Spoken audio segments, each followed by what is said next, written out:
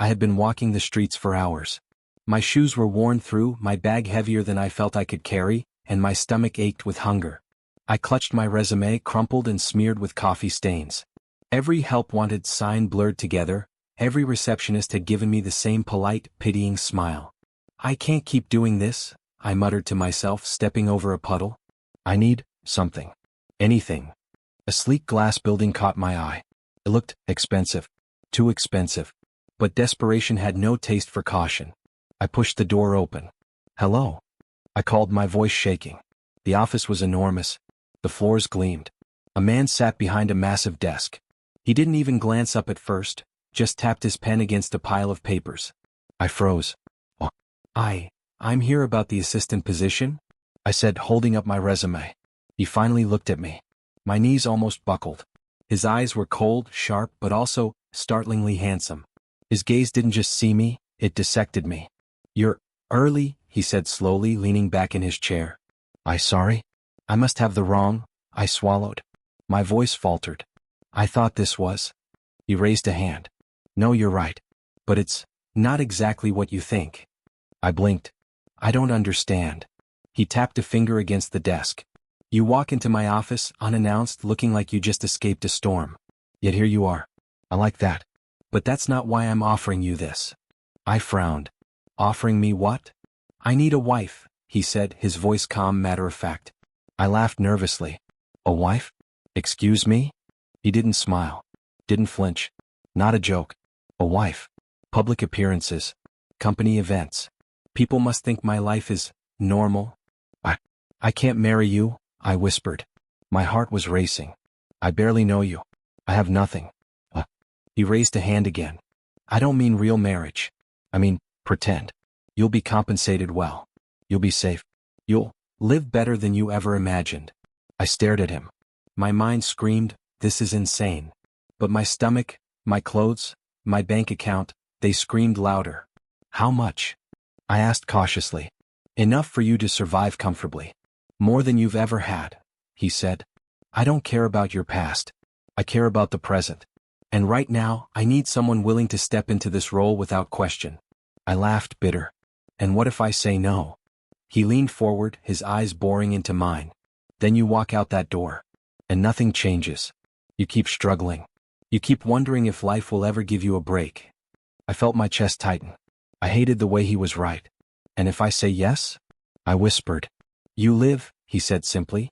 In every way you've dreamed of. You get safety, comfort, influence. You get to be someone you never imagined. I wanted to scream. To run. To tell him he had no idea who I was. But something in his calmness, his certainty, made me pause. And why me? I asked, voice barely audible. Why not someone rich? Someone pretty? He smiled faintly. Because you're not afraid. Most people are afraid. They would say no. You walked in anyway. That tells me you'll survive. You'll endure. And you might even thrive. I swallowed. My throat was dry. I don't know if I can do that. Pretend to be someone I'm not. You already do it, he said. Every day you step outside. Every day you beg for a chance. You pretend to be fine. You pretend to be strong. You're ready. I laughed again, but it sounded hollow. Ready for what? To become a fake wife for some CO I just met. You're not a fake, he said. You're a survivor. I offer you the chance to turn survival into power. I stared at the polished desk, at the pristine office, at the man who seemed impossibly in control. Power. Survival. Comfort. And a voice inside me whispered, maybe? What's the catch? I asked finally, suspicion sharp in my tone. He leaned back, folding his hands. You follow the rules. You act as if you belong. You don't question me publicly. You never tell anyone. Simple. Simple, I echoed, though my hands trembled. And danger? I asked, voice soft. Is there danger? Life has danger, he said evenly. I can't promise a perfect life. Only better than the one you have now. I bit my lip, fighting tears, fighting the surge of hope. This was absurd. Impossible. Dangerous. Yet it was the first door I had opened in months that didn't slam shut in my face. And if I agree, I said, my voice barely audible. What happens next? Next? His gaze softened, almost imperceptibly. You step inside my world. You learn quickly. You adapt. You survive. And maybe you thrive. I closed my eyes for a moment. The streets, my empty apartment, the cold nights, they flashed before me. This could save me. Or destroy me. But it was an opportunity. I opened my eyes. Okay, I whispered. He nodded once, sharply. Good. Then it begins tomorrow. I left the office shaking, my mind spinning. Pretend wife.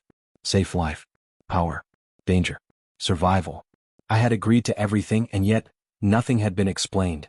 I stepped into the night air, heart pounding, the city lights blurring around me. Every instinct screamed to run. Every hope whispered to stay. And I realized I had walked through the wrong door. But maybe, just maybe, it was the only door that mattered. Because tomorrow, my life would no longer be mine alone. The next morning, I returned to the sleek building, my stomach twisting in knots. The previous day's shock hadn't left me, it had only settled into a heavy weight in my chest. I clutched my bag tighter, rehearsing what I might say, what I might refuse. The elevator doors opened directly into the CEO's floor. He was already waiting, standing by the window, hands clasped behind his back. His sharp gaze cut straight to me. "You're here," he said, voice neutral but not unkind. I thought about it, I said, trying to sound composed. "About yesterday." He nodded. "Good. Thought is necessary. But action is what matters." I swallowed hard. Why me? Why not someone else? Someone suitable? He turned, resting one hand on the back of his chair. Suitability is overrated. What I need is discretion. Someone who can survive scrutiny without breaking. Someone who understands survival. I frowned. I'm just me. I've survived on the streets, yes. But pretending to be your wife? That's life now, he interrupted calmly. Business rivals, investors, public perception. They all demand a story. I need a wife in the eyes of the world. Not a lover, not a companion, an image. I blinked. My mind tried to catch up. So, no love? No feelings? Just a facade. Exactly. He studied me, unflinching. You follow rules. You appear obedient. You never question publicly. That's it. You get safety, comfort, respect. And payment, enough to never want for anything again. I bit my lip. The thought of money, of a warm apartment, of food I didn't have to fight for, it was intoxicating. But my pride screamed at me. And if I refuse? I asked, voice trembling. Then you walk, he said simply. Back to the streets. Back to uncertainty. Back to the life you've been running from. I looked down, clutching my bag. I wanted to scream. I wanted to run. But the truth sat heavy in my chest. I had no choice. I couldn't survive much longer like this. What if? I started hesitating. What if I can't do it? What if I fail? You won't fail, he said. You survive. You adapt. You endure. That's all I require. I laughed bitterly, shaking my head. Adapt, endure, survive. That's all anyone's ever asked of me. And yet I'm still here begging for scraps. Then this is your chance, he said. Not to beg. To live. I swallowed hard, my fingers tightening around the strap of my bag. And the world, what will they think? They'll see a wife. Someone presentable. Someone who belongs. He stepped closer. No one will question you if you play your part well. And you can. I know you can. Something in his certainty rattled me. It wasn't arrogance. It was observation. He saw through me, but he didn't mock me. He offered me a lifeline, wrapped in a contract I wasn't sure I was ready to sign. I don't know if I can, I admitted, voice barely audible. You can, he said simply. Do you want safety or do you want the cold streets? Comfort or hunger? Respect or pity? I froze. My stomach clenched. Every memory of last night, empty apartment, growling stomach, rejection after rejection, flashed in my mind. I hated myself for feeling this, but I wanted safety. I wanted warmth. I wanted my life to change. I'll do it, I whispered finally. He nodded once. Good. That's all I needed to hear. Now we need details. I followed him to the desk. He pulled out a leather folder and slid it toward me. Inside were papers, crisp and formal. The contract, he said. Rules, obligations, and compensation. Read carefully. I scanned the pages. Salary, far beyond anything I'd imagined. Housing provided. Transportation. Public appearances. Legal protections. But also, rules I hadn't considered. I had to maintain the illusion. No interference. No questions. Absolute discretion. It's a lot, I muttered, feeling dizzy. You signed by agreeing to come back today, he said. Reading is formality. Understanding is optional, though I advise caution. I swallowed. And, what if someone finds out it's fake? He leaned closer, voice low. Then consequences fall on you. And me. But the first rule of survival is to never be found out. That's your shield and your sword. I looked down at the papers again. My heart pounded. It felt like stepping onto a tightrope over a pit I couldn't see. And you won't interfere? I asked cautiously. I won't interfere, he said. I watch. I evaluate. I may guide. But this is your world to navigate. My life doesn't depend on pretending you're perfect. Only that you survive well enough to appear perfect. I nodded slowly. I understand. He studied me, eyes sharp, calculating. Good. Tomorrow we begin. You'll dress the part. Attend the first event. Remember, obedience. Discretion. Survival. I can do that, I said, though doubt gnawed at my chest. You already do it, he said almost softly. Every day. I swallowed. His words, they unsettled me. He didn't offer comfort. He didn't pretend. He only stated facts. The truth. I hated and admired him in the same breath. And, one more thing, he said, voice lowering. The world doesn't forgive weakness. Not now. Not ever. Pretend or fail. Choose wisely. I nodded, trembling. I choose to survive. Good, he said. That's all I ever asked. I left the office with my stomach in knots. My hands shook. My mind raced. Could pretending to be his wife really solve my problems? Could it really give me a chance at life? Or was I stepping into a trap I couldn't escape? The city felt different as I walked home. The streets were the same, cold and indifferent, but I carried a secret that could change everything. I held the contract folder tightly to my chest. This was my rope. My shield. My lifeline. I thought of my apartment. Empty, cold, lonely. I thought of my stomach, twisting in hunger. And I thought of him, calm and impossibly sure. Could I trust him? Could I trust myself? The answer was unclear. But one thing was certain. My life had changed forever. And once you walk a path like this, there's no walking back. I arrived home and collapsed onto my bed, the folder still clutched in my hands. I could barely breathe. Every part of me screamed fear. Every part of me whispered hope.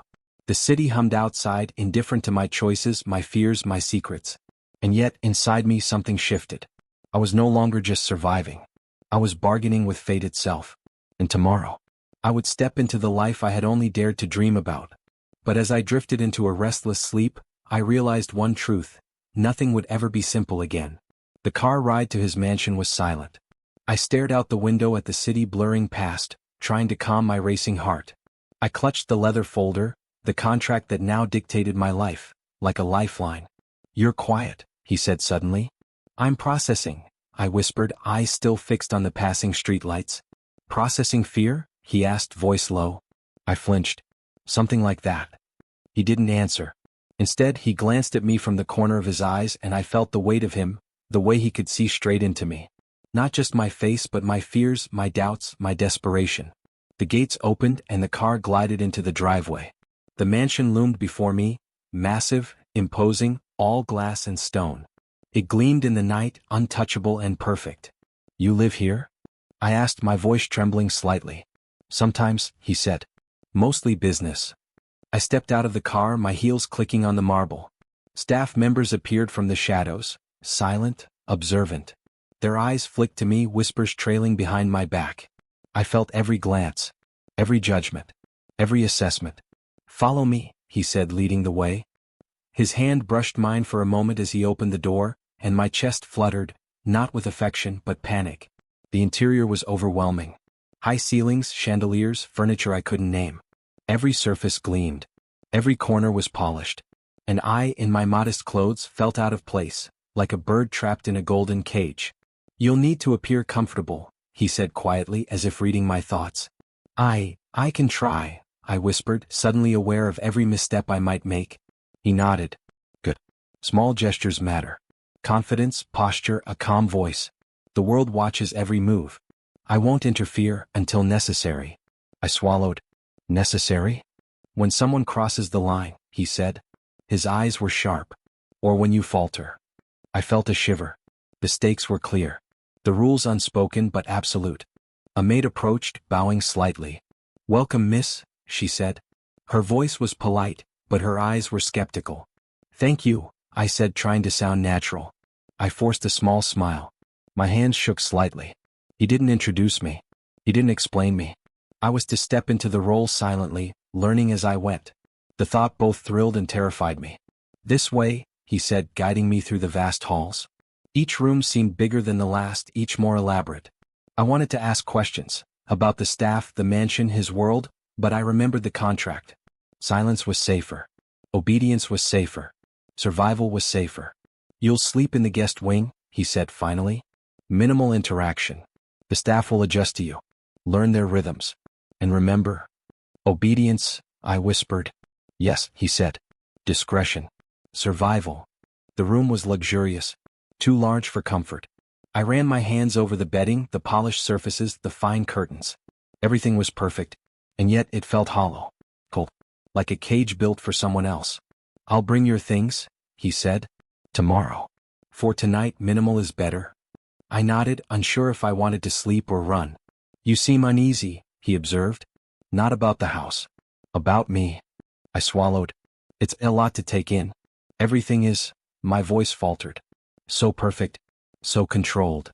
And, he asked, and I don't know where I fit, I admitted, or if I even belong here. He studied me quietly, his expression unreadable. You'll find your place. Or you won't.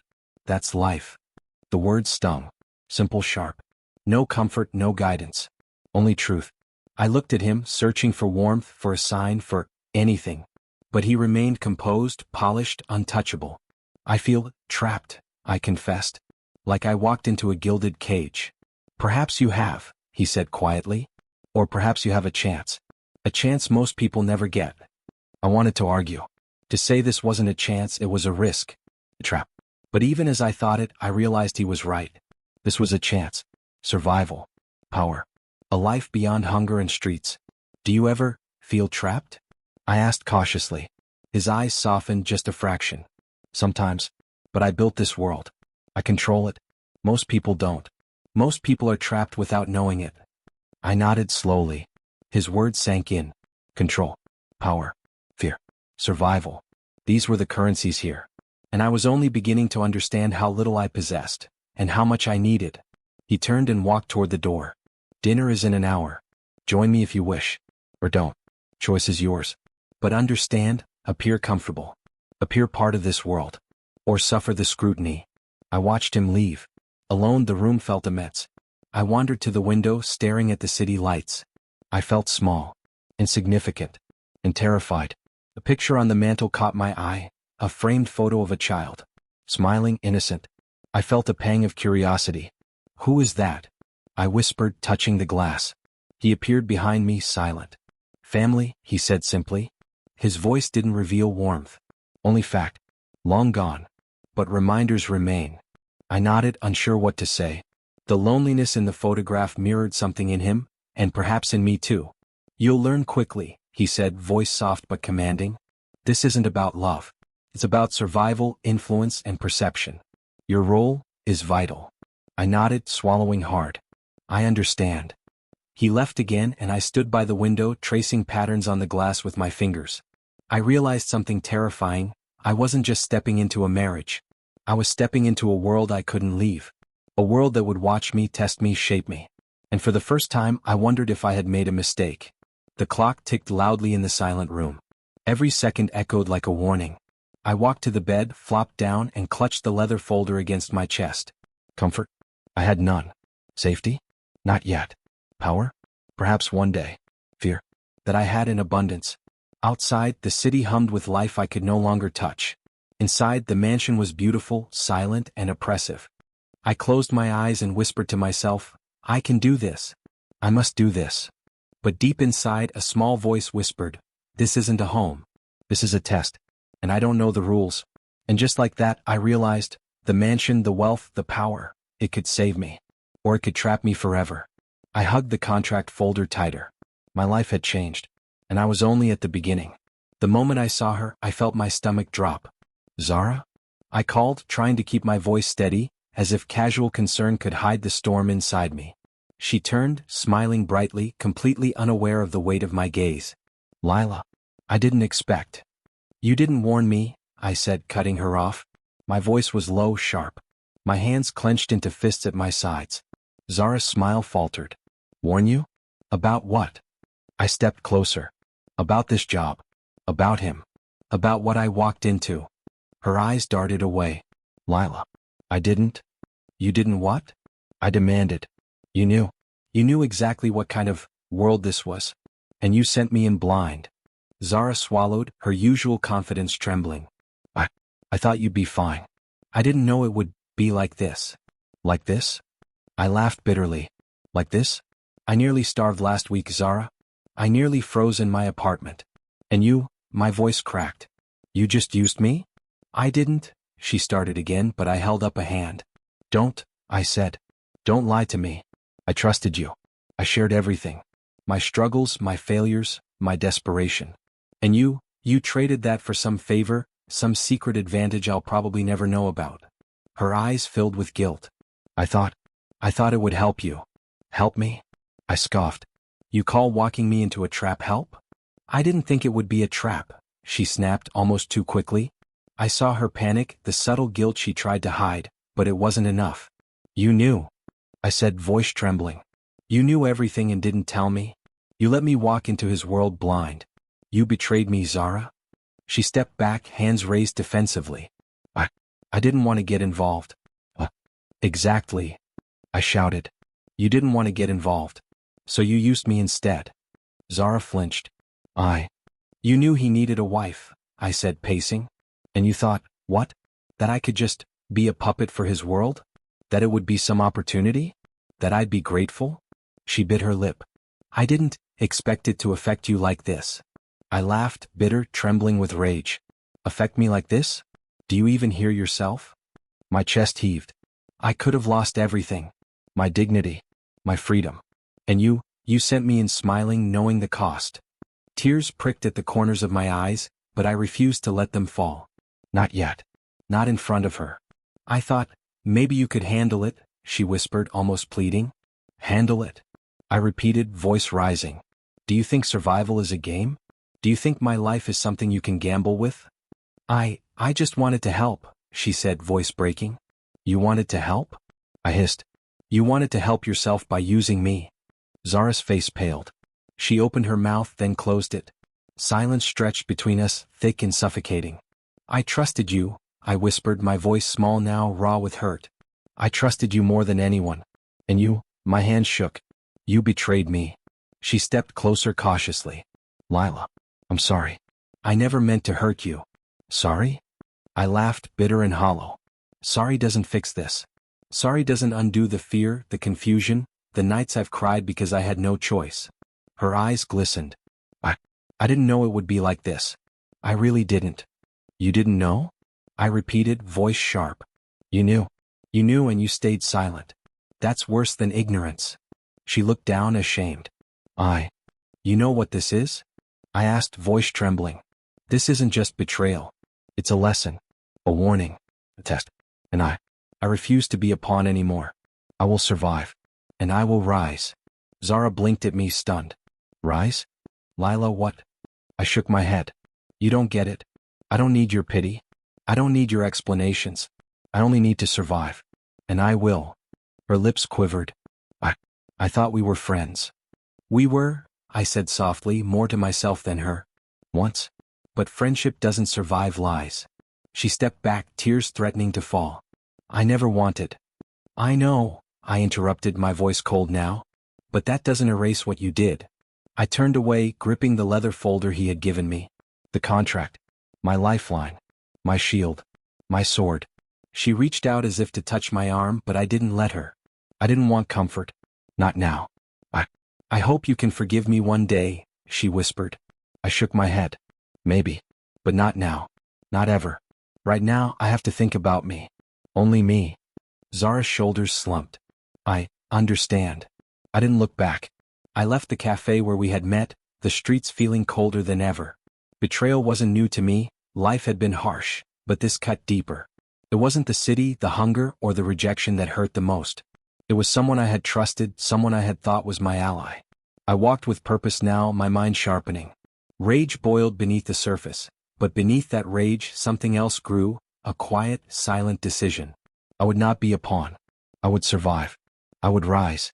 The city blurred around me. Neon lights reflected in puddles. I clutched the folder tighter. It wasn't just paper. It was my future. It was my power. It was the first step in proving that betrayal would not define me. And somewhere deep inside I realized that the world was about to notice me. Not as the poor girl who walked into the wrong building. Not as someone used by a friend. But as someone who would endure. Someone who would fight back. Someone who would rise. I reached my small apartment and slammed the door behind me. Alone, I sank to the floor, the leather folder still pressed to my chest. My body shook, not just with anger but with resolve. I had made my choice. I would no longer be manipulated, misused, or underestimated. Tomorrow, the world would see a different me. But tonight, I allowed myself one quiet moment of rage. One moment to remember that trust, once broken, left scars that ran deep. I stared at the ceiling, imagining him, calm, calculating, untouchable. I wondered if he could see me now. If he knew the storm that was brewing inside me. I clenched my fists, whispering to the empty room, I will not fail. I will not be a pawn. I will rise. And in that moment I understood something vital. Survival wasn't enough anymore. I would take control. Step by step, choice by choice, I would become untouchable. And Zara, she would never underestimate me again. The mansion felt smaller now. Not in size but in familiarity. I moved through it with careful observation, noting every detail, the staff's habits, the way he walked through corridors, how the light hit the marble floors in the morning. Every corner, every shadow, every whisper became a lesson. Lila, he said one morning, voice low as I passed him in the hallway. You're attentive. I froze for a moment. I try, I replied carefully. My tone was neutral but my heart raced. Every word I said now carried weight. He raised an eyebrow but didn't press further. Try harder, he said and moved on. I swallowed. His attention, though sparse, had shifted. I wasn't invisible anymore. I wasn't just a visitor, a pawn. I was someone to be watched, someone whose moves mattered. Each day I observed him, sometimes openly, sometimes from a distance. I mimicked his composure, his careful gestures, the way he carried authority without speaking. I learned how to enter a room and command it silently, just as he did. Do you need help with that? The housekeeper asked one morning as I fumbled with the silverware for a dinner event. I think I've got it, I replied quickly, hiding my hesitation. My hands trembled slightly but I forced calm. Be careful, she said softly. Everyone notices. Even small mistakes. I nodded, my mind already replaying each movement, each placement. I realized survival was more than avoiding failure. It was about projecting competence even when you didn't feel it. That evening he approached me in the study. You're improving, he said, voice low but deliberate. Am I? I asked, trying to hide the thrill in my chest. Praise from him was rare, precious. You are, he confirmed. But you must anticipate more than you react. That's what separates survival from mediocrity. I nodded, absorbing every word. I didn't know what I would have done without this structure, without this sharp, unyielding presence guiding me even silently. Days blurred into weeks.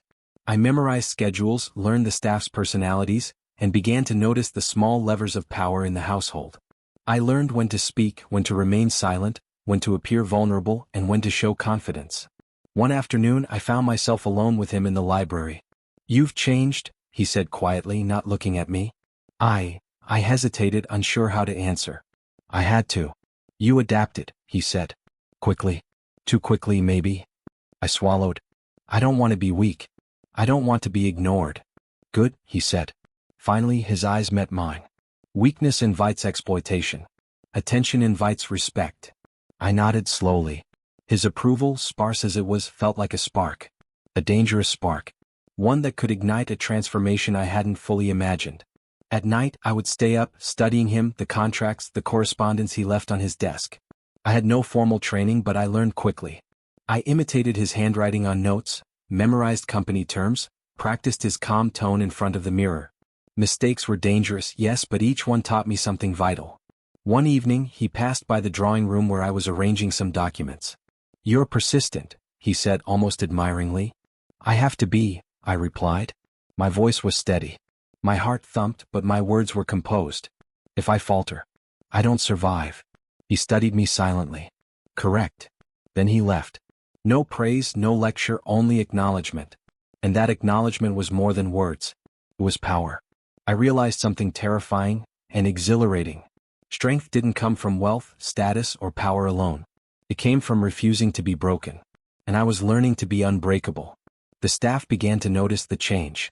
I caught glances, whispered conversations. They no longer treated me as a fragile guest. They studied me cautiously, the way one studies a storm on the horizon. Respectful, wary, curious. "Miss Lila," the maid whispered one evening as she brought tea, "you handled the event impressively." I nodded, accepting the praise silently. The compliment felt heavy with implication. The staff's acknowledgement meant something. Influence was subtle. Respect even subtler. But both were mine to claim if I chose carefully. Then came the first real test. A minor mishap in the kitchen. A misplacement of wine bottles for a dinner event. It was trivial, but he noticed. "You made a mistake," he said calmly as I approached him later. "Yes," I admitted immediately, hiding neither guilt nor fear. "Why?" "I misread the schedule," I said, holding his gaze. I corrected it quickly. He studied me for a long moment. "Quick correction matters," he said finally. "Most people never recover from small errors. Most people crumble. You didn't." A thrill ran through me. Survival was no longer enough. I was learning control, mastery, confidence. One night, alone in the guest wing, I stared at the framed child's photo he kept in the study. Smiling, innocent, untouched by the world of power and strategy he had built. I wondered if he had ever been soft once, or if survival had stripped him of every vulnerability. I whispered to myself, tracing the edges of the frame, "I will survive. I will adapt. I will learn everything I need to." The contract folder remained by my side, a reminder that this transformation wasn't abstract. It was real, legal, binding, my lifeline, and my shield. Weeks passed. My transformation became less visible to me but more visible to him. His words grew fewer but his attention sharpened.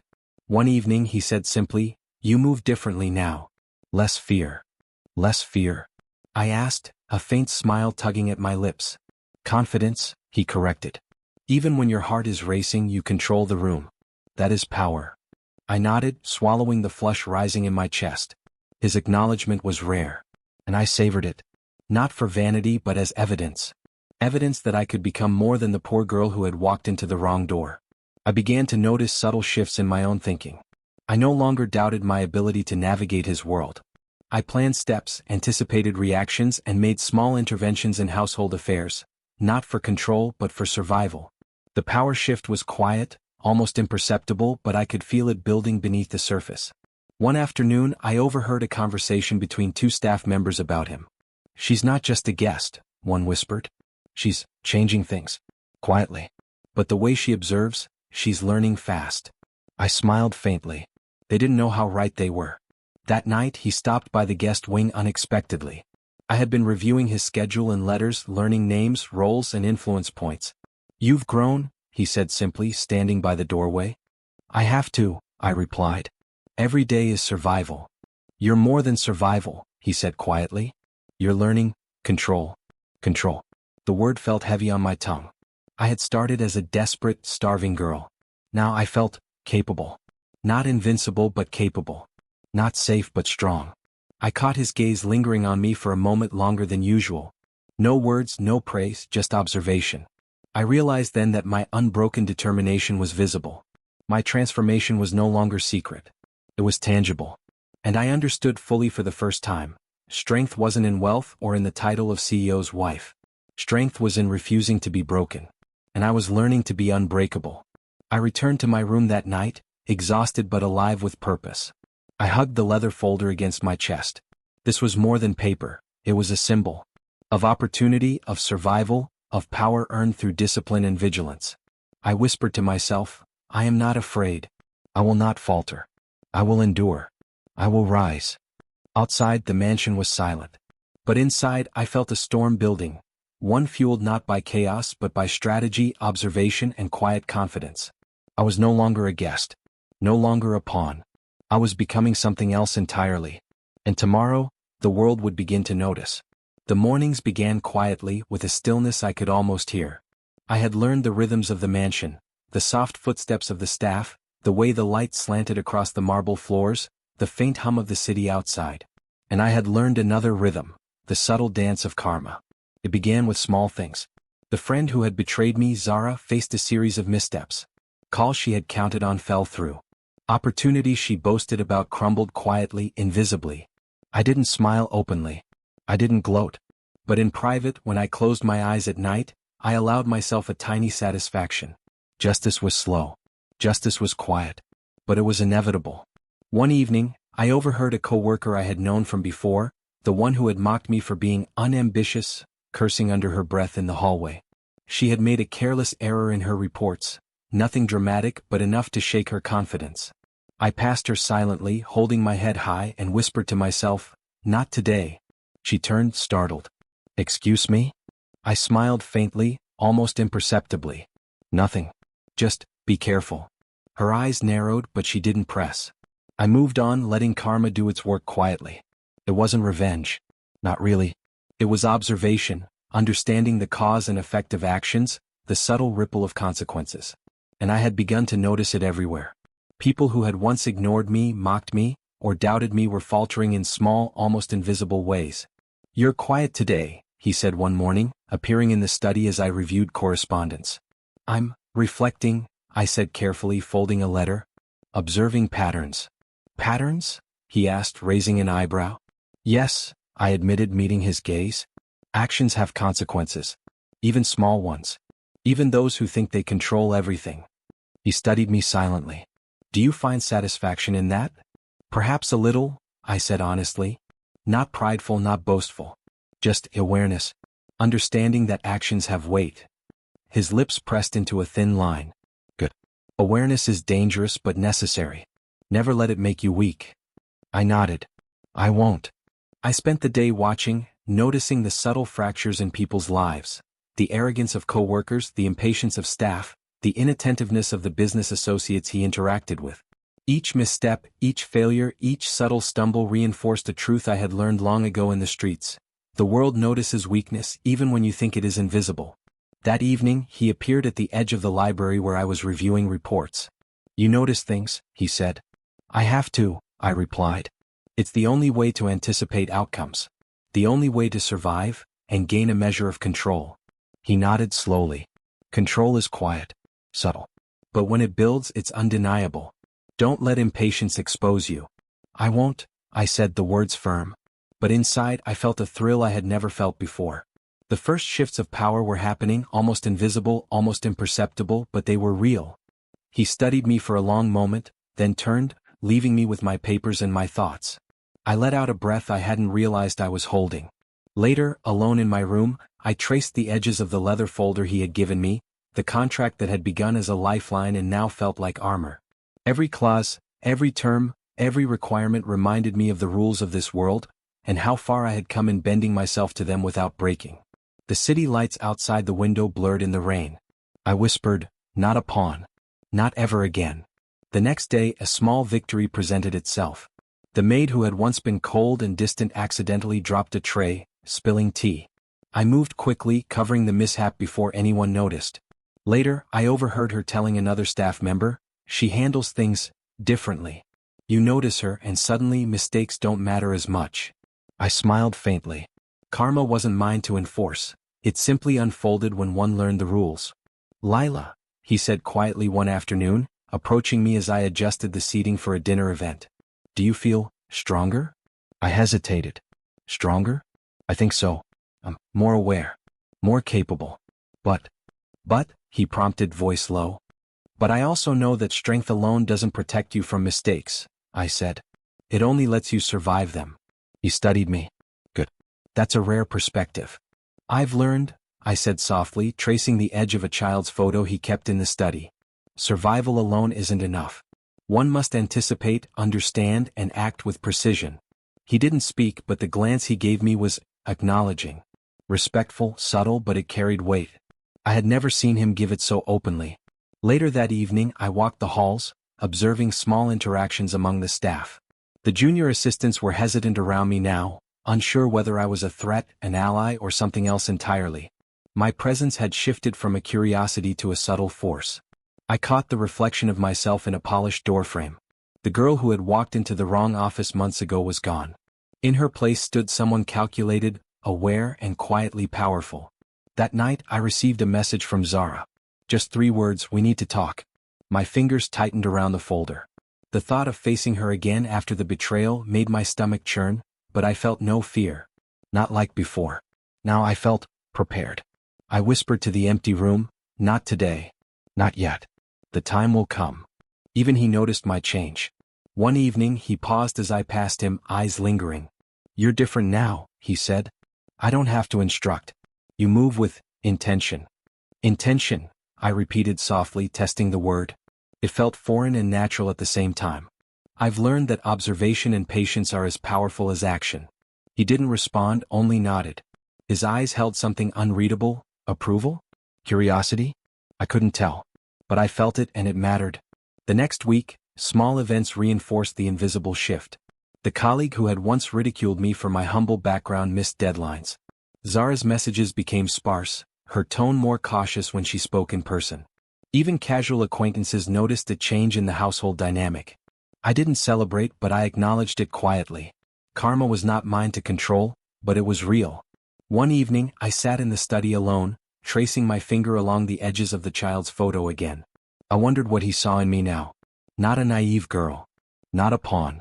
But someone who had learned the rules of his world. Someone who had adapted without complaint. Someone whose presence shifted the energy of the room, even when silent. A soft knock at the door startled me.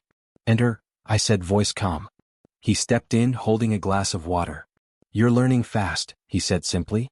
"I have to," I replied, taking the glass. My hand didn't shake. My heart didn't race like before.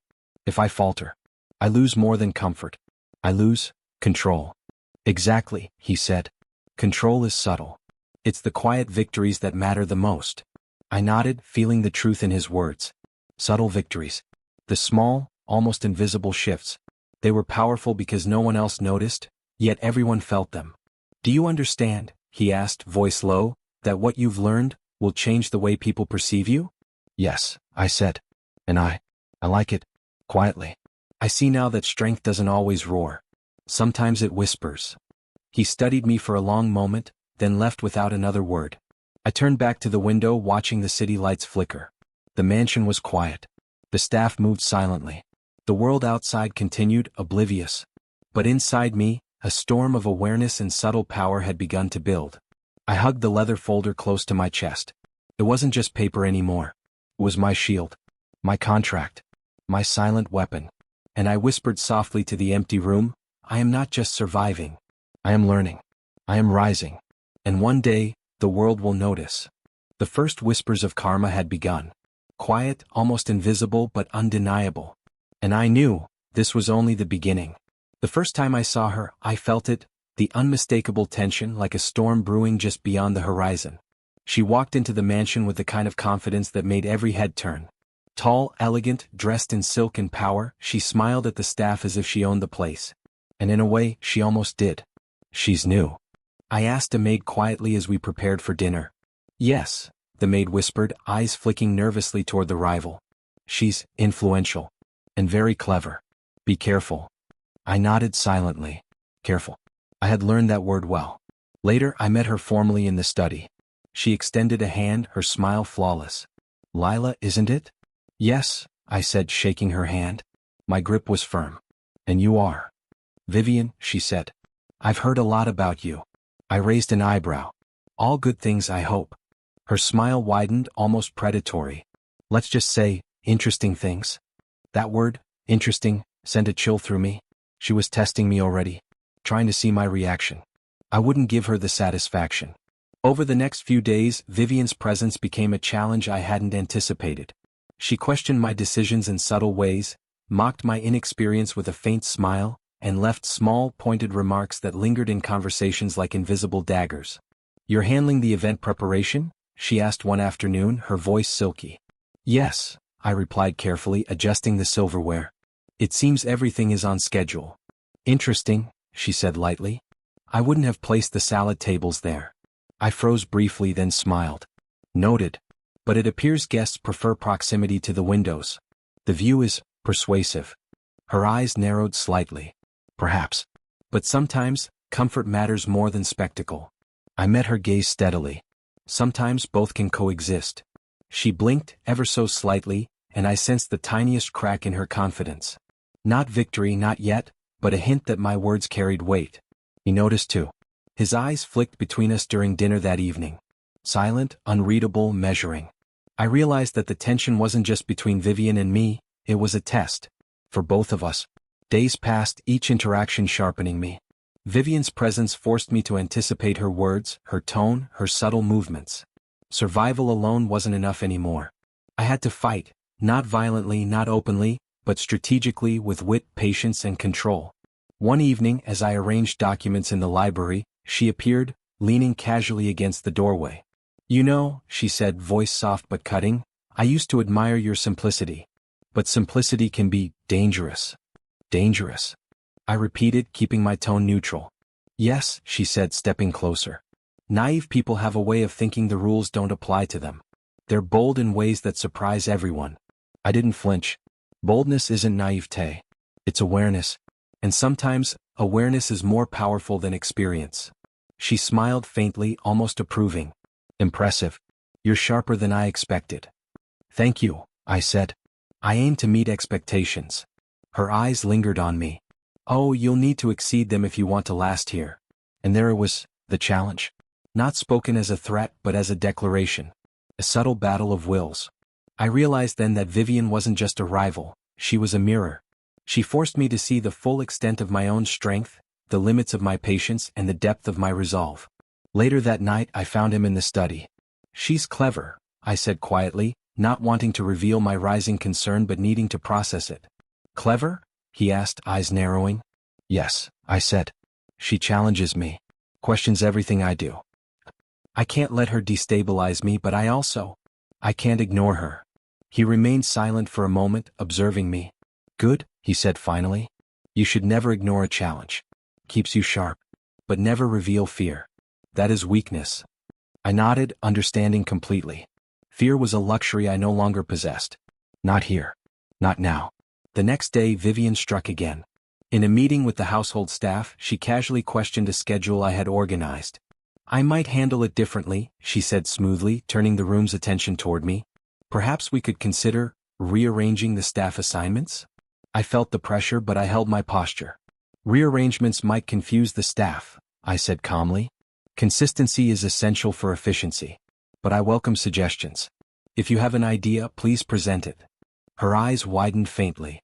She hadn't expected me to respond without hesitation, without submission.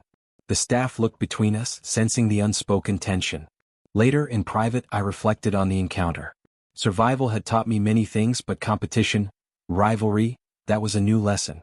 And I realized that I had grown strong enough not only to survive but to push back subtly, without making enemies unnecessarily. That night, alone in my room, I traced my fingers along the edges of the contract folder. It had brought me here, into a world I barely understood months ago. And now it was a tool. A symbol of strategy, patience, and resilience. Vivian's challenge was clear. She tested every instinct I had learned. And yet I felt alive. This rivalry was dangerous, yes, but it revealed the extent of my own growth. I whispered to myself, "I am not a pawn. I'm not weak. And I will prove it." The next morning, Vivian approached me with a faint smile. "I see you're adapting." "I have to," I said evenly. "Adaptation is survival here. And sometimes, it's strategy." Her gaze lingered. "You're more formidable than I anticipated." I smiled faintly, holding my ground. "I'll take that as a compliment." "Perhaps it is," she said. "For now." Her words carried a promise, and a warning. I understood both.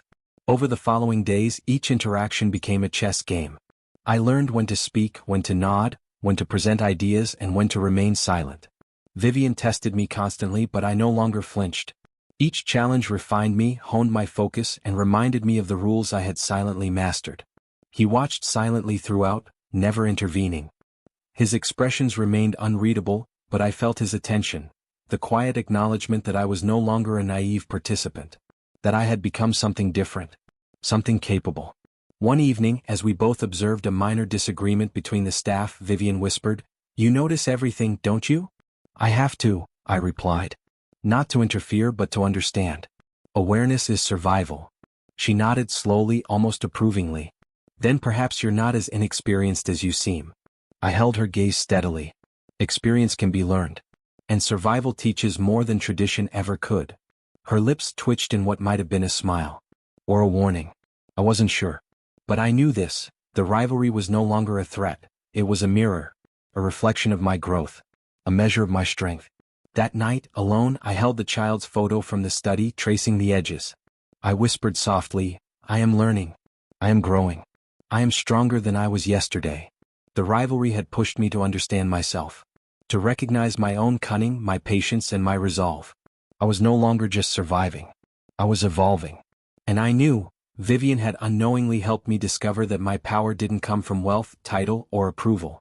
It came from control, awareness, strategy, and a refusal to be broken. Tomorrow I told myself I would continue the game. Every word, every glance, every decision mattered now. Survival had been the first step. Competition was the next. And in this game I would not just participate. I would rise. The tension had been building for days, subtle at first, then undeniable. Vivian's remarks became sharper, her glances sharper still, each one testing my patience, my confidence, my limits. I had rehearsed my responses quietly, in my mind and in the empty rooms of the mansion. Survival was no longer enough. I needed control. And control demanded action. It happened one evening in the study just after he had stepped out. The room was silent except for the tick of the antique clock and the faint rustle of papers. Vivian leaned against the doorway, her smirk as poised as ever. "You've been busy," she said, voice smooth, almost teasing. "I wonder how long you can maintain this performance." I turned slowly, meeting her gaze. Calm, steady, unyielding. "Performance," I repeated. I wasn't aware I was performing. I thought I was existing and adapting. She laughed lightly. Existing and adapting are two very different things. Don't confuse desperation with strategy. I took a step closer, my voice low, measured. Don't confuse arrogance with insight. I've learned more in these past weeks than you'll ever notice, because you watch but you don't see. Her smirk faltered. Only slightly. But I felt it. The tiniest crack in her armor. "You think you can intimidate me?" she asked, voice cool but sharp. "No," I said softly, "I think you underestimate me. And that is your mistake." She blinked, the room suddenly smaller, the air thicker. I continued, voice steady. "I am not the girl who walked into the wrong office months ago. I'm not naive. I'm not weak. And I will not be humiliated in your games." Her eyes widened, surprise flickering for the first time. You have audacity." I smiled faintly, the calm certainty in my chest almost intoxicating. "Audacity? No. I call it awareness. Understanding that the world does not reward hesitation. That the timid are forgotten. That I will not be." For a moment, the study was silent, the tension vibrating between us like an invisible current. "You're different," she said finally, voice tight. "I didn't expect this." "Neither did you expect me to learn," I replied. "And neither did anyone else." The clock ticked loudly. I could feel it marking this moment, the first time I had confronted someone who thought they could dominate me and faltered. Her lips pressed into a thin line. "Perhaps we're equals," she said carefully, though I knew the tremor in her tone betrayed uncertainty. "I don't seek equality," I said. "I seek respect. And I will earn it." She swallowed, as if realizing for the first time that I was not the opponent she had assumed. I felt power coursing through me, not loud, not brash, but deliberate, controlled. At that moment he returned. His footsteps were quiet, but my heart thumped, aware that he had witnessed the confrontation. He leaned against the doorway, arms crossed, eyes sharp and calculating. I didn't flinch. I held my ground, shoulders back, voice firm. "She's been testing me. But I've learned. And I won't falter under pressure." He raised an eyebrow, observing, silent, unreadable. His presence alone amplified the tension. Vivian looked between us. "She's different," she said, almost muttering. "She's capable," he said, voice low but carrying weight. "And she knows it." I felt a thrill of satisfaction, tempered by awareness. This wasn't about vanity. It was about strategy, about demonstrating control without chaos, asserting presence without unnecessary confrontation. Vivian's jaw tightened. "You've changed," she said finally. "Yes," I replied. "I had to. The rules of this house, of this world, aren't written for the timid." Her gaze met mine and I understood. This wasn't over. Not by a long shot. But the first confrontation had shifted the balance. The first ripple of power had been sent, and it carried weight. He didn't speak further, only observed. I knew his approval flickered in his eyes, brief, subtle, but unmistakable. A validation that I wasn't just surviving. I was shaping this life, silently, deliberately, on my terms. Vivian's smirk returned, more measured, cautious now. "We'll see how long this transformation lasts," she said. "Indeed," I replied evenly. "Time is the only true test." She left the study, glancing back once. I watched her go, sensing the undercurrent of tension lingering in her wake. And I smiled quietly to myself. I was no longer the girl afraid of confrontation. I had discovered something vital. Fear could be transformed into presence, into strategy, into power. I turned to the window, tracing the city lights below. Each glowing street lamp reflected the lessons I had learned. Observation, patience, control, awareness, and the audacity to assert myself when necessary. The child's photo from the study rested on the side table, and I picked it up. His innocence, frozen in time, reminded me of what I was protecting. Not just my position, but my identity, my survival, my dignity. I whispered softly, "I am not afraid. I am ready. And I will not be diminished." A knock at the door startled me. It was the maid.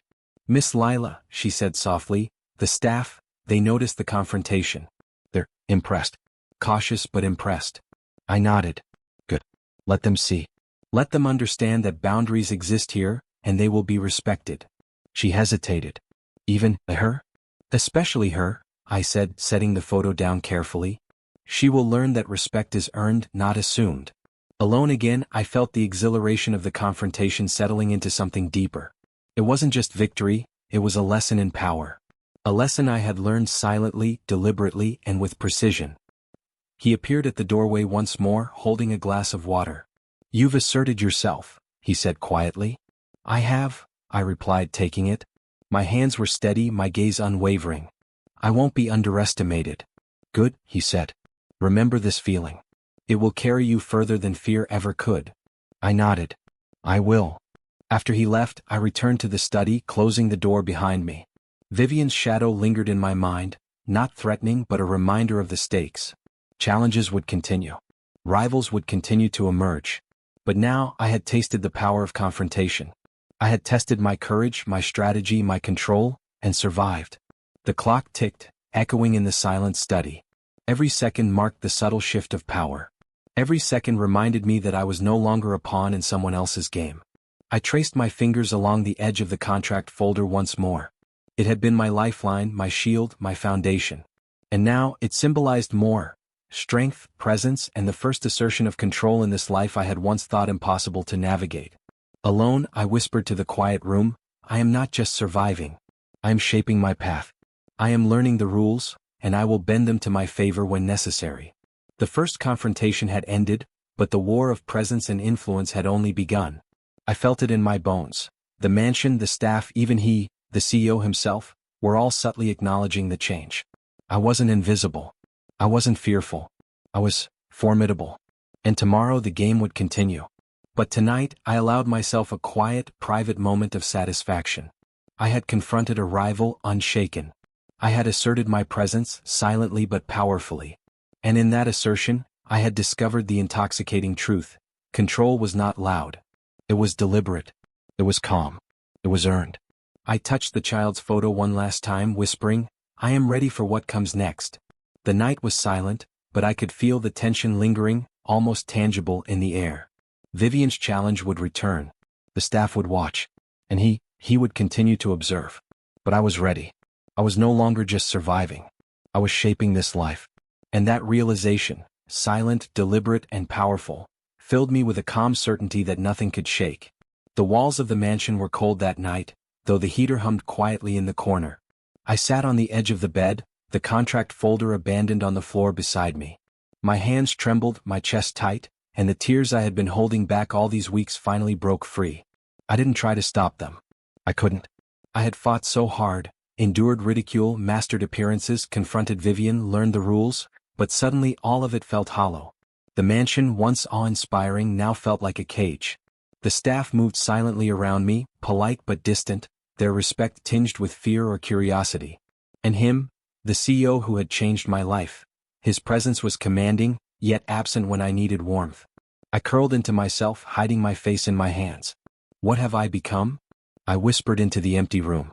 Is this worth it? Memories crashed over me, my empty apartment, my hungry nights on the streets, the friend who betrayed me, the mistakes I had made along the way.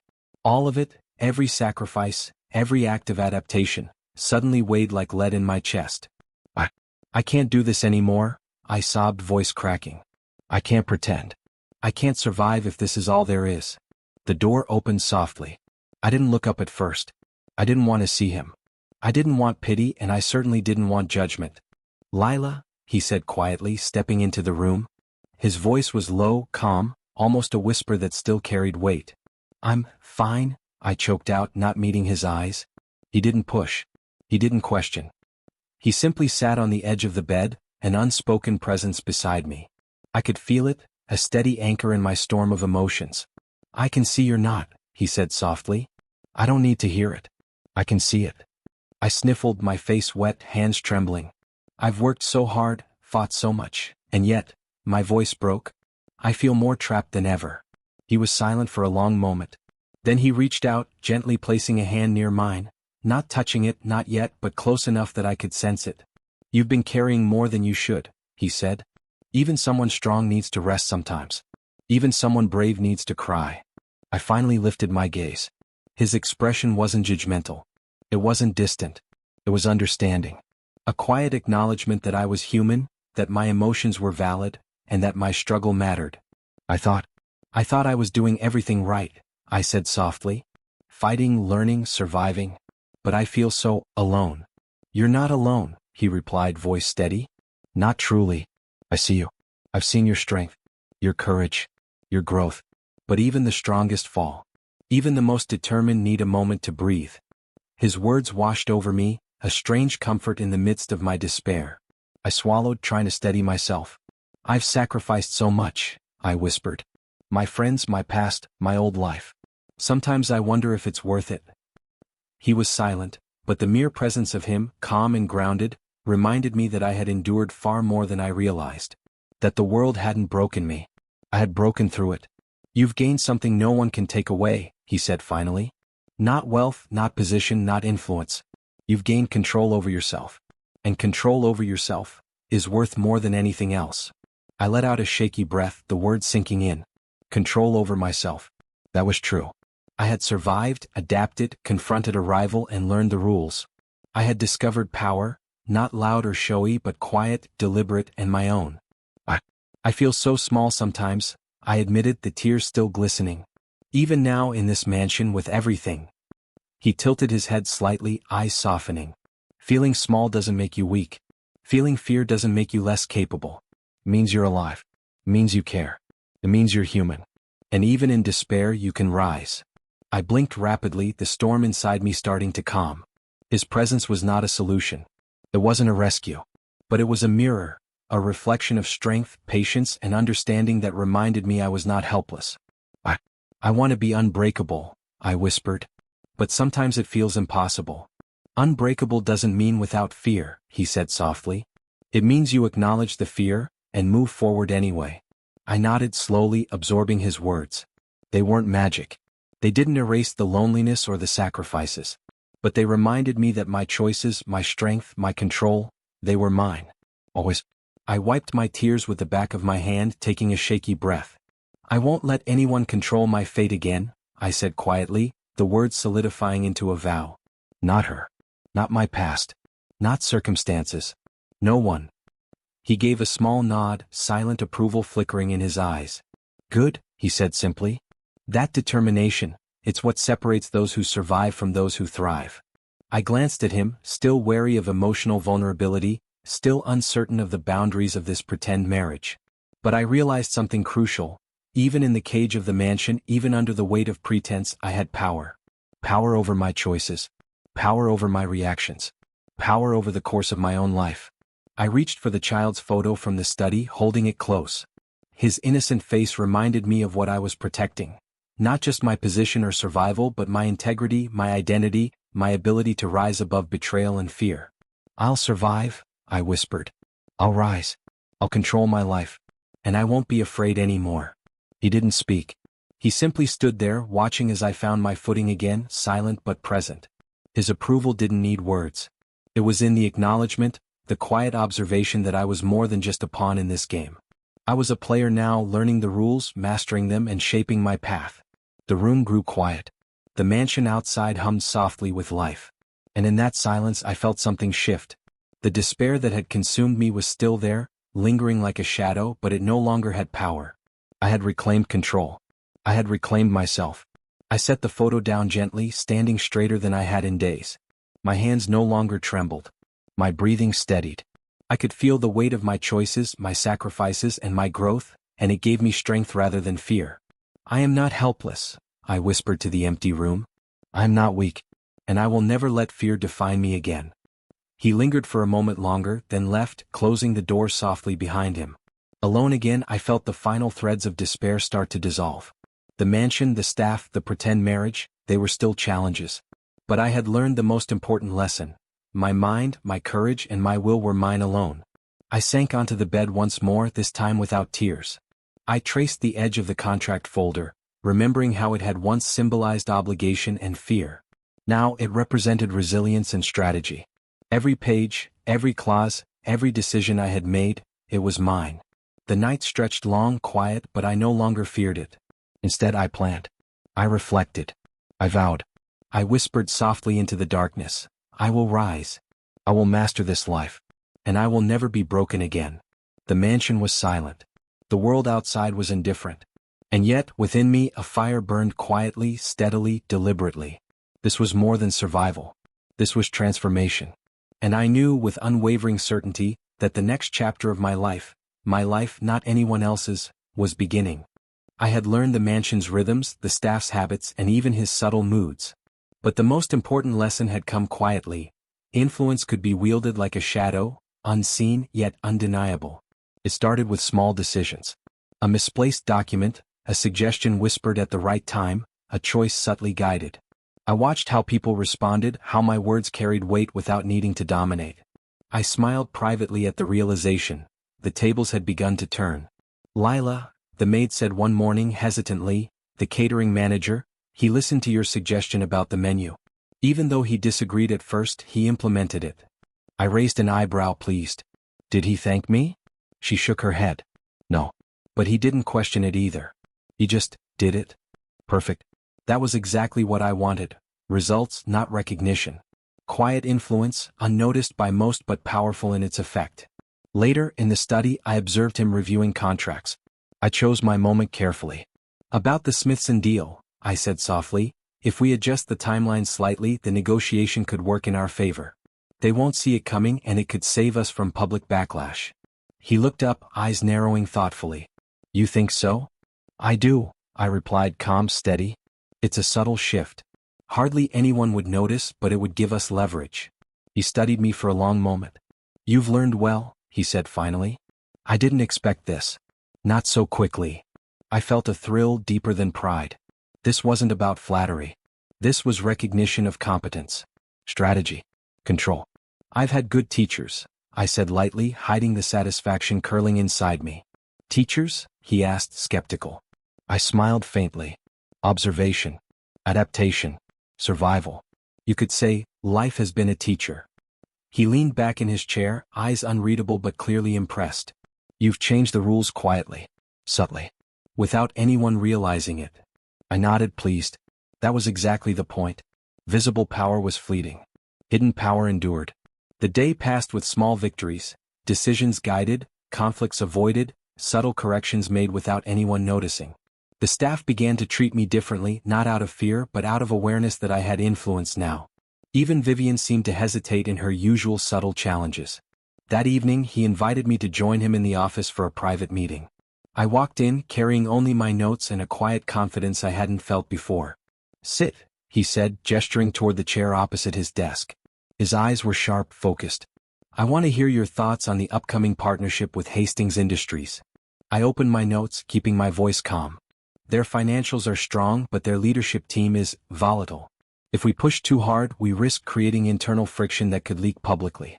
I suggest a gradual approach, Subtle influence from our side, building trust before requesting major commitments. He raised an eyebrow. Go on. I laid out my plan, detailing the small adjustments, the timing, and the psychological nuances of negotiation. I watched his expression as I spoke, initial skepticism followed by consideration and finally, a hint of approval. You're thinking ahead, he said quietly. Anticipating reactions instead of reacting blindly. Yes, I said softly. That's how influence works. He nodded slowly. You're no longer just following instructions. You're shaping outcomes. Quietly but effectively. And people are beginning to notice. I felt a subtle warmth in my chest. Recognition was good, but it wasn't what I craved. What thrilled me was the realization that I was now an architect of decisions, unseen but pivotal. Later, I walked through the mansion corridors, observing the subtle changes. Staff deferred slightly when I spoke.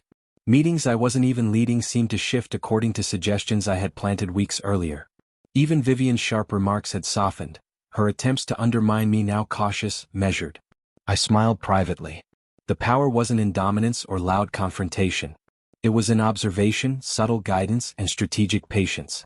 That night, I found the contract folder once more. I traced my fingers along its edges, thinking of the months that had passed.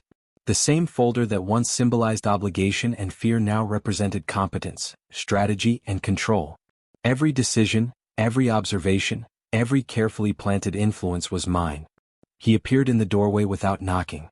You've grown, he said quietly. I'm learning, I replied evenly.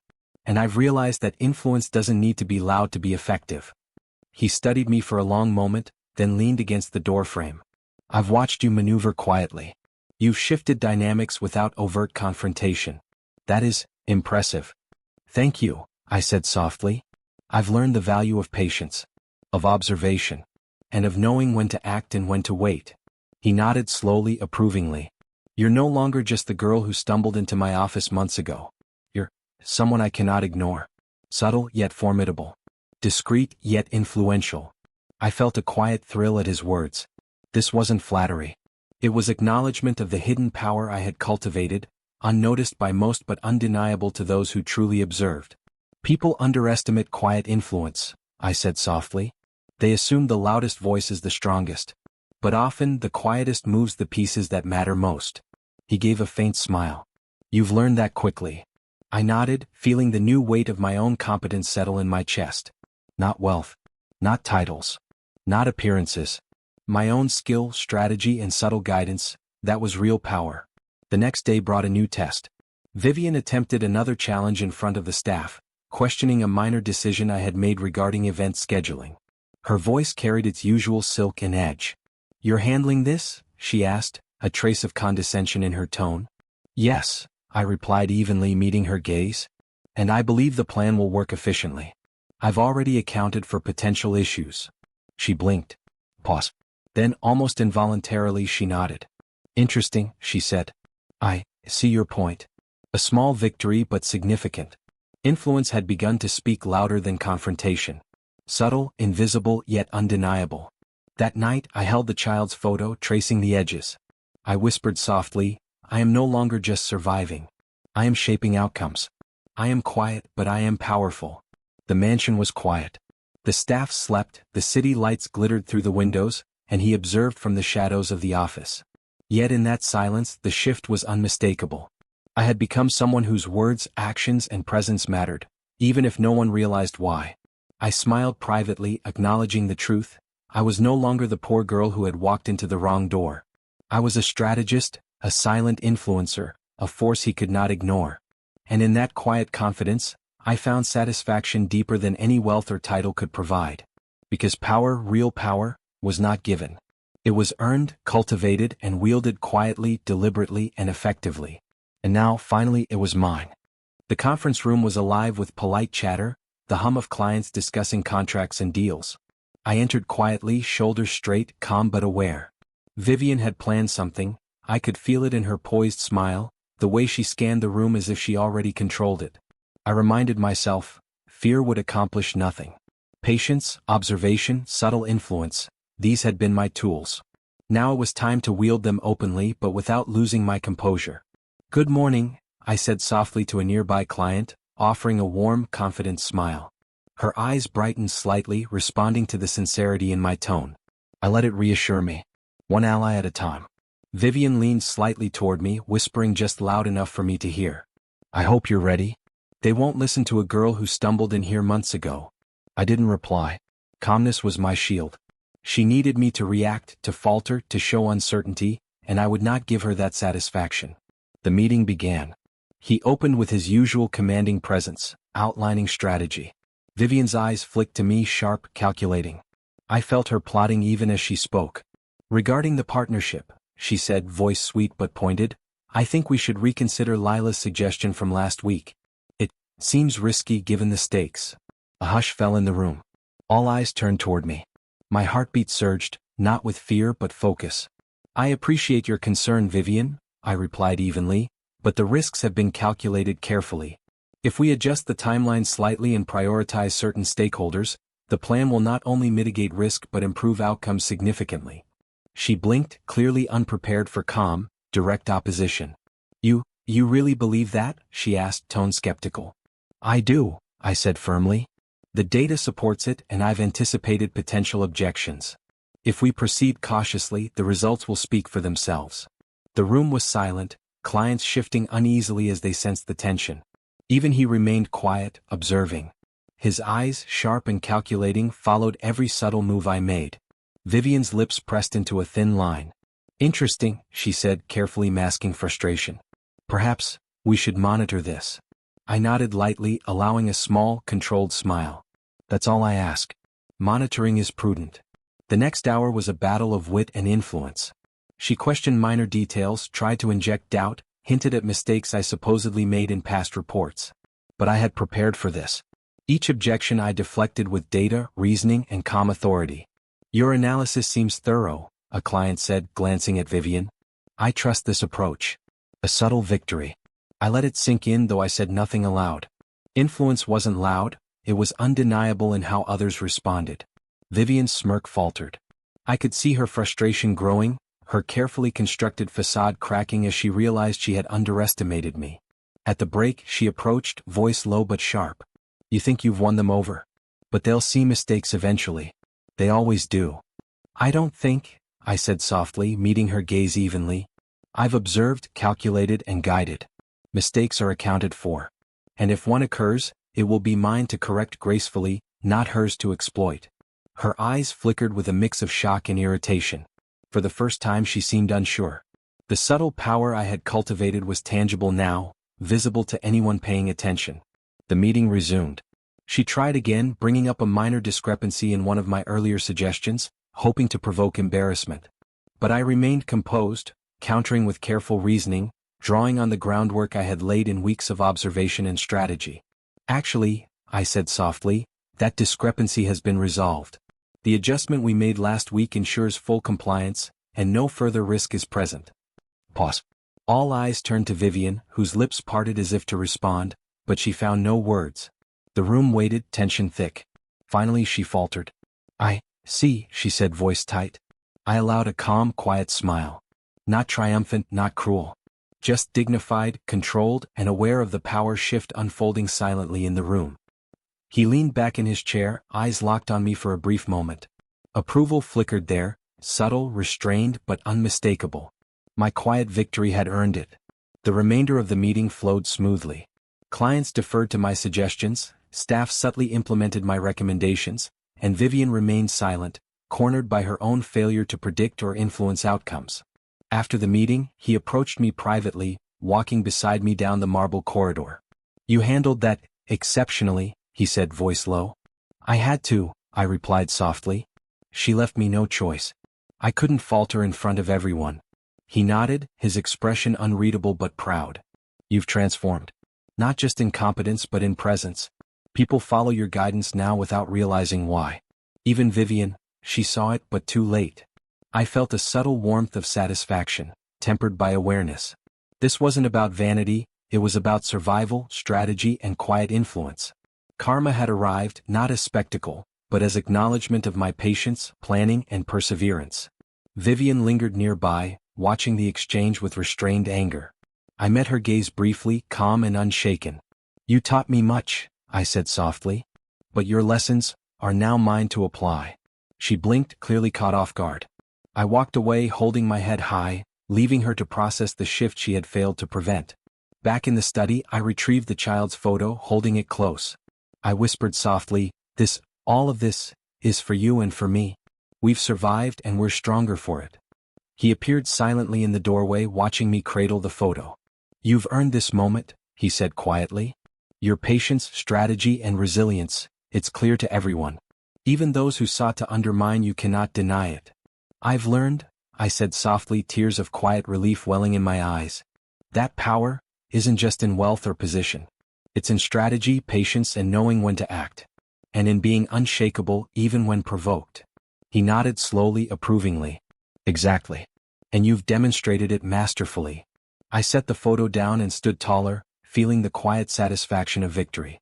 The mansion, the staff, the rival, even he, the CEO himself, acknowledged the change. I was no longer invisible. I was no longer underestimated. Karma had arrived, not in loud spectacle, but in the recognition of my competence and integrity. Vivian's schemes had failed because I had anticipated, adapted, and executed calmly. My influence was now undeniable. That night I stood by the window looking out at the city lights. Each glowing street lamp mirrored the subtle shifts in power I had orchestrated, the careful patience and strategic guidance that had brought me here. I whispered to myself quietly but firmly, I am no longer just surviving. I am shaping outcomes. I am earning respect. And no one will underestimate me again. He appeared beside me silently, the child's photo in his hand. You've changed everything, he said softly. And I admire it. I smiled faintly, turning to him. I've changed, but not because of wealth or mansion or title. I've changed because I learned to survive, to observe, to influence, and to never surrender my dignity. He nodded, a rare flicker of emotion in his eyes. And that is remarkable. Vivian would recover, of course. Challenges would continue. But tonight, in front of clients, staff, and even him, the balance had shifted. Quietly, deliberately, I had claimed my power. The room was silent. The city outside glittered. And I, the girl who had walked into the wrong office months ago, stood victorious, not cruelly, not loudly, but with quiet dignity, unshakable resolve, and earned respect. Karma had arrived. And it was mine. The mansion was quiet that evening. The glow from the city outside painted long shadows across the polished floors. I had returned to my room, the child's photo in my hands, tracing the edges as if it could anchor me to the past and the present at once. The door opened softly. He stepped in, unannounced, something different in his expression, vulnerability. Not arrogance, not command, but hesitation, a weight that hadn't been there before. Lila, he began, voice low, careful. I need to say something. I looked up, meeting his eyes. There was no pretense in his tone. No authority demanding obedience. Just honesty, raw and unsettling. I've made mistakes, he said slowly. Judging people. Misjudging intentions. Underestimating you. Underestimating your strength. I stayed silent. Not out of fear but awareness. I had grown since walking through that wrong door. I was no longer the desperate girl who needed approval. I was a woman who had endured betrayal, confrontation, and subtle wars of influence, and survived. He paused, swallowing. I failed to see you for who you could become. I saw only what I wanted to see, and in doing so I may have hurt you. The words hung in the air, fragile and tremulous. I felt a flicker of old feelings. Relief, yes, but also a quiet suspicion. Could regret erase past mistakes? Could it rewrite the months of manipulation, pretended roles, and silent battles? I hear you, I said finally, voice steady. And I acknowledge it. But you need to understand, my life no longer depends on your judgment, your recognition, or even your approval. He flinched slightly at my words, not offended but aware of the weight they carried. I know, he whispered. And yet, I need you to know that my regret is genuine. I see now how much I misjudged the people around me. How much I underestimated you. I held the child's photo closer, grounding myself. You underestimated me, I said softly. But that underestimation has shaped me. I survived, I adapted, and I've learned to wield power quietly, deliberately, without needing anyone to validate me. His eyes flickered with something I had never seen in him before. Remorse, yes, but also awe, a dawning realization that I had transformed in ways even he had not anticipated. You've changed, he said quietly. Far more than I could have expected. And I should have seen it sooner. I leaned back, still holding my composure. Your acknowledgement is noted. But it does not define me anymore. I have a choice now, whether to continue this pretended life, or to step fully into the power I've earned through strategy, patience, and resilience. He nodded slowly, absorbing my words. I understand, he said, voice low but earnest. I only hope that your choice includes me. That my mistakes don't alienate you entirely. I looked at him for a long moment. This was the final test.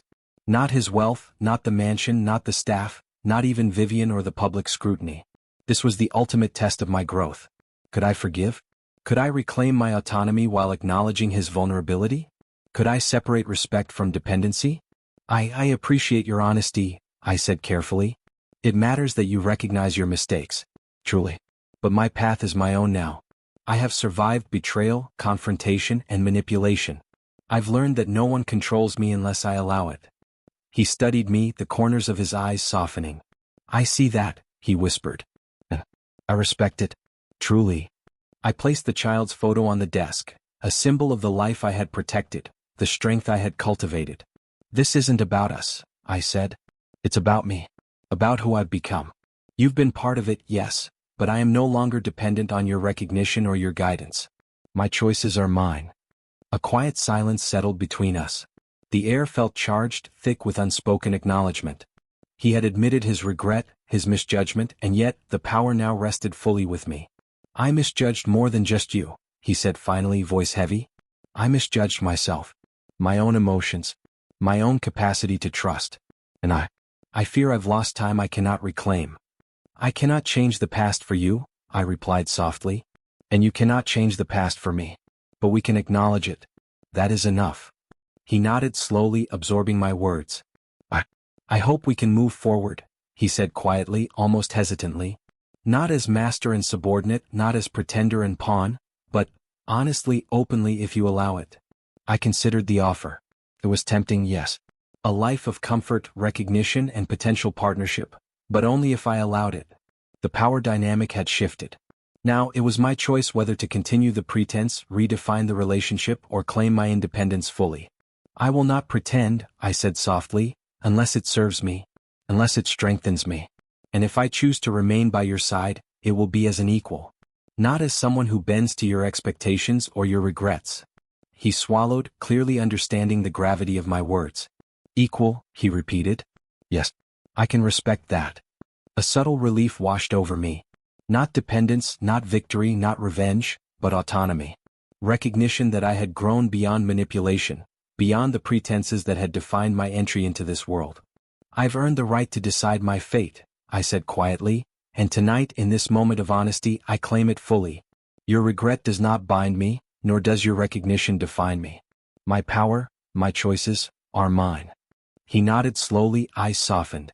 I understand, and I admire it, truly. Your strength is remarkable. You've endured, adapted, and transformed, and yet you remain kind, measured, and decisive. I allowed myself a small smile, not for him, not for validation, but for me. For the journey that had brought me here, from the hungry streets to the wrong door, to betrayal, to strategy, to subtle influence, and now to full autonomy. I've learned, I said softly, that regret, acknowledgement, and honesty only matter if they allow growth. I have grown. And my path is clear. He took a step closer, hesitant but deliberate. And if your path leads you to remain alongside me? I met his gaze steadily. Then it will be as an equal, I said. Mutual respect. Mutual strategy. No pretense. No subservience. Only honesty and shared purpose, if I choose it. The tension between us eased slightly, replaced by a quiet understanding. His regret was genuine, yes, but my power, my choice, and my autonomy were final. This was the culmination of everything I had endured. Betrayal, humiliation, confrontation, strategic victories, and quiet influence. I accept that, he said softly, almost reverently. And I hope I can live up to that standard. Not just for you but for myself. I nodded slowly. Then we begin anew, I said softly. Not bound by the past. Not defined by mistakes. Only guided by choices, honesty, and strategy. He gave a faint, approving smile. Strategy, he repeated. Yes. That is fitting. I placed the photo back on the desk, a symbol of endurance and growth. This, I said quietly, represents more than innocence. It represents survival, strategy, and resilience. And it reminds me that no one, controls my fate unless I allow it. He nodded silently, understanding the significance. A lesson he had learned, perhaps too late, but acknowledged nonetheless. The room fell quiet. Outside, the city lights glimmered, indifferent but beautiful. Inside, we stood facing each other, equal in the weight of choices, honesty, and acknowledgement. His regret had been laid bare. My power had been claimed fully. And in that quiet moment, I realized I was no longer the girl who had walked into the wrong office. I was a woman who had survived betrayal, conquered challenges, shaped influence, and now commanded the power of her own choices. The final test had arrived. And I had passed. The morning sun spilled through the mansion windows, casting golden light across the polished floors. I stood by the desk, my hands resting lightly on the child's photo. It had guided me through uncertainty, betrayal, and subtle victories. Today it would witness the final decision. He entered quietly as he often did, eyes scanning the room, observing. But today I sensed something different in him, anticipation, perhaps hope. Or maybe regret. I wasn't sure. "Lila," he said softly, voice careful, deliberate. "Are you ready to decide?" I turned to him, meeting his gaze with calm certainty. "Yes," I said. "I've considered everything. And I've realized that my path, my choice, is mine alone." His eyes softened, but a question lingered. "And what is that choice?" I picked up the photo, holding it close for a brief moment. "It's a reminder of why I started this journey. Why I endured betrayal, humiliation, and challenges. I've learned to survive, to observe, to influence, and to claim my own power. And my power finally rests with me." He swallowed, the weight of my words sinking in. "You're saying, what exactly?" "I'm saying that I choose myself," I said firmly. "Not this pretense, not the mansion, not the title of a wife I never truly was. I choose my freedom, my autonomy, my life. And I will walk forward on my own terms." A flicker of something, regret, admiration, longing, passed through his eyes. You'll leave?" I nodded, steady, unwavering. "Yes. I've survived everything the city, the streets, the betrayal, and this world of wealth and power threw at me. I've transformed. And now I'm taking my destiny into my own hands." He stepped closer, hesitant, as if measuring the consequences of my decision. "Lila." I held up a hand, gently but firmly.